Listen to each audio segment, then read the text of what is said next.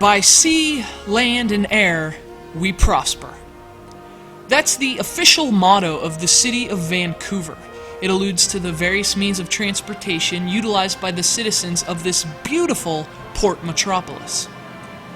Notice there's no mention of warp pipes.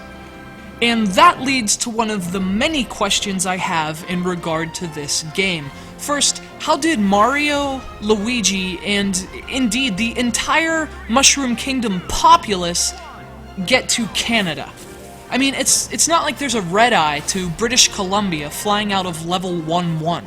And how did Sonic get there, for that matter, from wherever it is he spends his free time these days? Secondly, two-part question.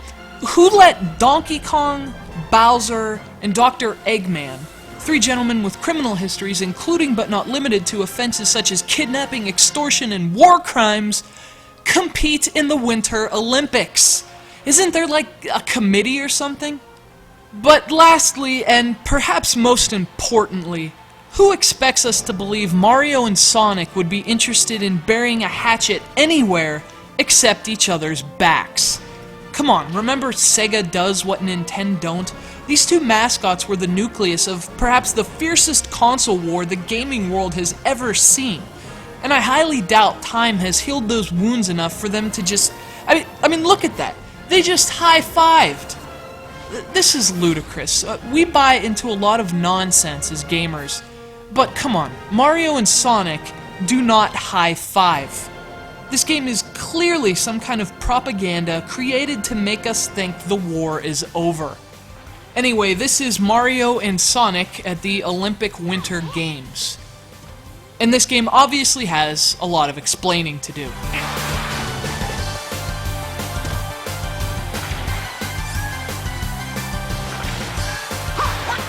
This is a 2009 sequel of sorts to the 2007 original Mario and Sonic at the Olympics. And like its summary predecessor, Mario and Sonic at the Winter Olympics is a collection of minigames based on real-life Olympic events. The game features 27 events in total, and they range from more realistic interpretations of snowy sports like hockey, skiing, figure skating, and snowboarding, to more Nintendo interpretations of those events, complete with all the items, power-ups, and performance-enhancing drugs Mario has been bringing into sports for years. And that's great because these so-called dream events are, in most cases, much more fun and entertaining than their feet-to-the-ground counterparts. As with any minigame compilation, the individual games themselves definitely vary in terms of quality, and the quality curve coincides with the use of waggle. In games reliant on button presses, things tend to be a lot more fun and engaging, and the same can even be said for games which use tilt, like skiing. Hockey wasn't bad either, although it does feel like it should have been way better, and some of the other games are fairly solid too. Even curling.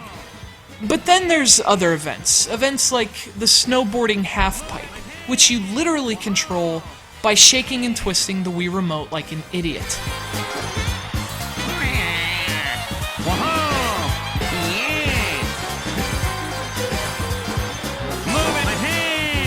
Wii Waggle has really been a plague for Nintendo's console, and unfortunately for Mario and Sonic at the Winter Olympics, many of the events rely on it way too much.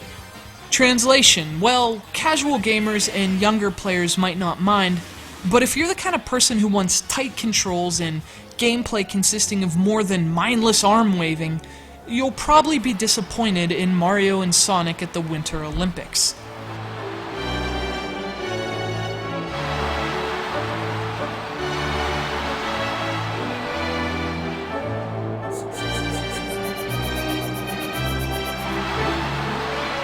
One of the nice things about the game is that you earn money by competing in the events, and you can spend that cash at a picturesque Canadian winter village on things like stickers for your gear and new winter sports apparel for your Mii. It's a nice touch, if a bit cosmetic, but really I think it's endlessly entertaining to dress up my Mii in pink snow pants. Honestly, the biggest problems with this game deal with concept, not execution. Mario and Sonic at the Winter Olympics is pretty well done, it's just not thought out as well. Although it does exactly what it sets out to do, and that's give kids and casuals a waggly compilation with familiar faces, and it does it very well. Indeed, it's perhaps one of the most polished and well-executed generic games you'll play on your Wii.